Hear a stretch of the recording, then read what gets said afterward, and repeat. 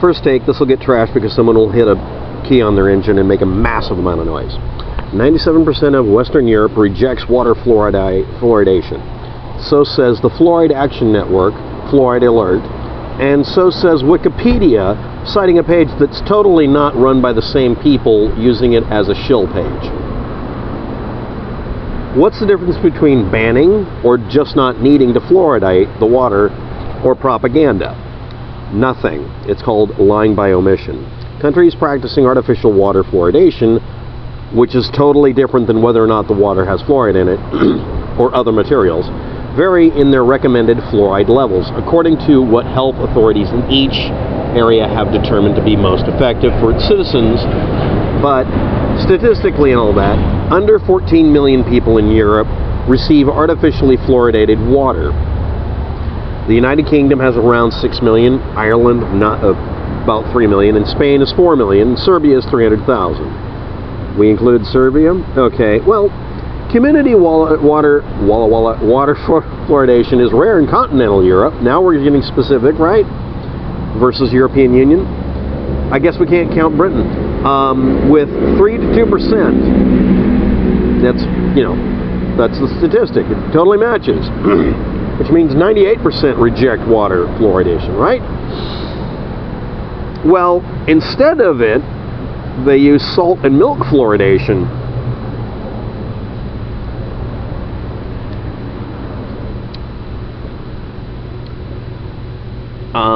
Reading the claimed source for these EU countries having no fluoridation or banning it, you have at least one fluoride active program in each country that I'm going to list, and these EU countries can't have this happening if there's a national ban, so they didn't reject anything.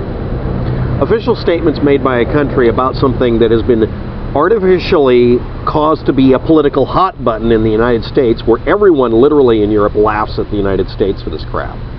Politicizing things when it's not appropriate, isn't that special snowflake territory? Yes, it is.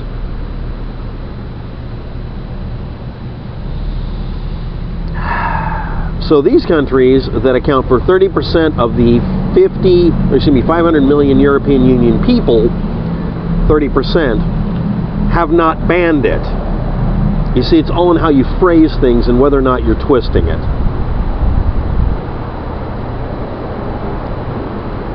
62 million in the United Kingdom, 47 million in Spain, Poland's 40 million, yeah, Spain has some fluoridation, 1%, and Ireland at 63% at 5 million. The others are 11% of the population, because they're in areas that don't have fluoride in the natural occurring well water, spring water, or even water runoff. Water runoff usually doesn't have fluoridation in it.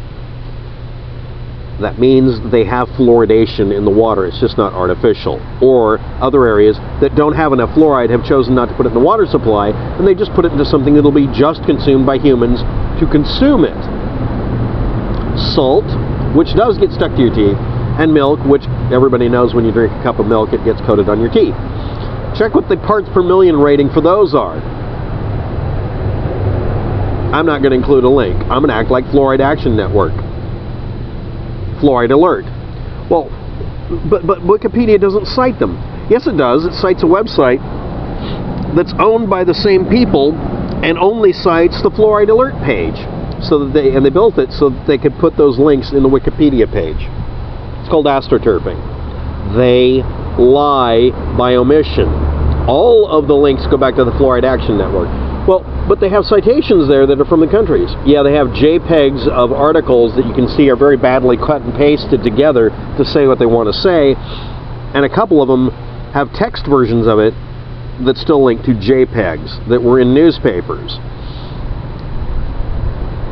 The ultimate source of this wasn't the governments in those areas. They lied.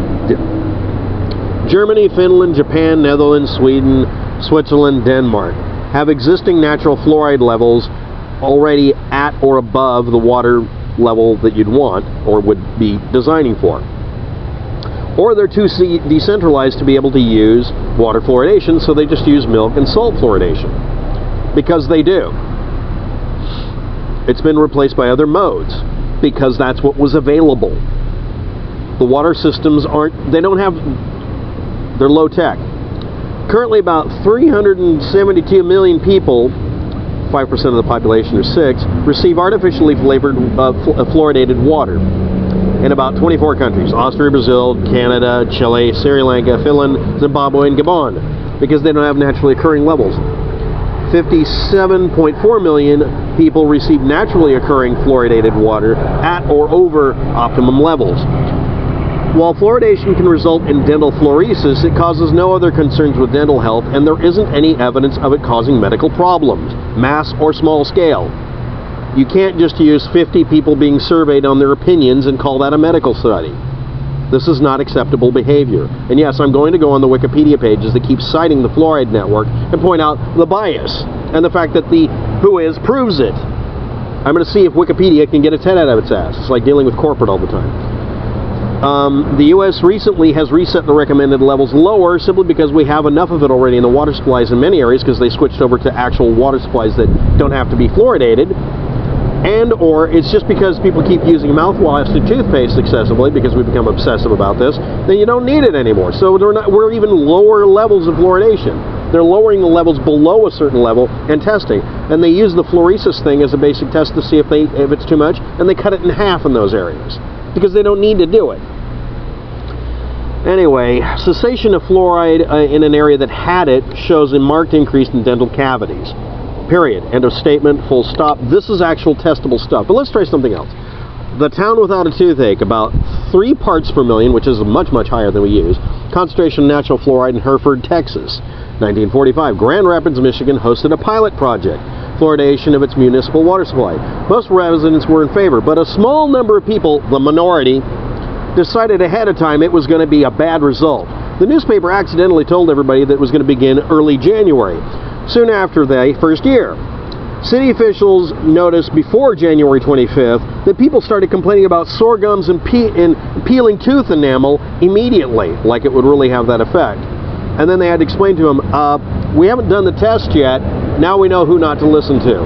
Thanks for the fake reports.